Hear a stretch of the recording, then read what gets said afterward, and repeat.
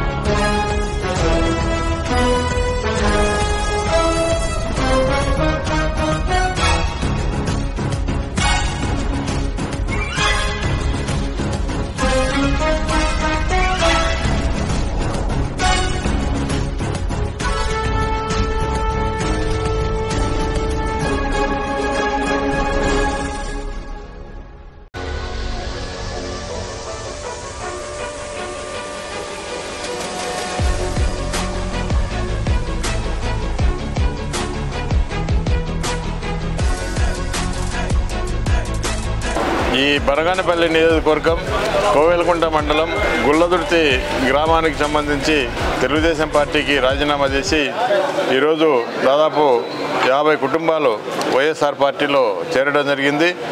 పల్లె గోపాలు, తెలుగు శేఖరు, సిద్దిగారి వెంకటరామరెడ్డి, ఒడ్డిపోయిన చిన్న పుల్లయ్య, గుద్దేడి చిన్న పుల్లారెడ్డి, తలారి కృష్ణయ్య, సుబ్బరాయుడు, దొర సడ్రకు, సూర్యనారాయణ రెడ్డి, నడిపెన్న, బాలహుసేని, మల్లి, పుల్లన్న, బలరాముడు, సుదర్శన్ రెడ్డి, శ్రీనివాసులు, హుసేన్ షా, దస్తగిరి, రామసుబ్బయ్య, మల్లయ్య, అదేవిధంగా సాగల సుబ్బరాయుడు, చింతకుంట లక్ష్మణ, చింతకుంట సుబ్బరాయుడు, సాల సుబ్బరాయుడు, ధనుంజయ, బాలుడు, నడిపెన్న, పాములేటి, నాగఓబులేసు, చిన్న నరసింహుడు, రామసుబ్బయ్య, ఇంకా కొంతమంది కలిసి ఈరోజు 50 కుటుంబాలు తెలుగుదేశం పార్టీకి రాజీనామా చేసి వైసీపీలో చేరడం.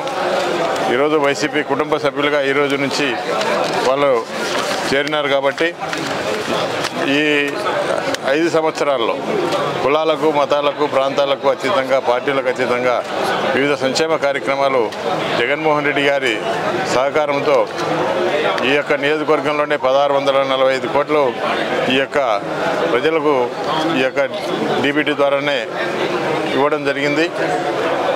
ఈ యొక్క లబ్ధి పొందినారు. కాబట్టి ఈరోజు మేము కూడా మా వంతు సహకారం మీకు ఎమ్మెల్యేగా, ఎంపీకి ఇద్దరికి కూడా మేము అందజేస్తాం. జగన్మోహన్ రెడ్డి గారిని మళ్ళీ ముఖ్యమంత్రిగా చేసుకుందామని చెప్పి ఈరోజు యొక్క స్వచ్ఛందంగా తెలుగుదేశం పార్టీలో ఉన్నటువంటి 50 కుటుంబాలు కూడా చేరడం చాలా ఆనందాన్ని కలిగిస్తూ ఉంది. మరి ఈరోజు నుంచి ఈ యొక్క వీళ్లకు స్వాగతం పలుకుతూ తప్పకుండా రాబోయే కాలంలో వీళ్ళకు సంబంధించి ఏ సమస్యలు ఉన్నా కూడా అవన్నీ కూడా పరిష్కారం చేస్తాము. అదేవిధంగా ఇంకా గ్రామానికి సంబంధించినంత వరకు ఇంకా ఏమైనా డెవలప్మెంట్ కార్యక్రమాలన్నీ కూడా పూర్తి చేస్తాము. ఇప్పటికే చాలా కార్యక్రమాలు కూడా చేయడం జరిగింది.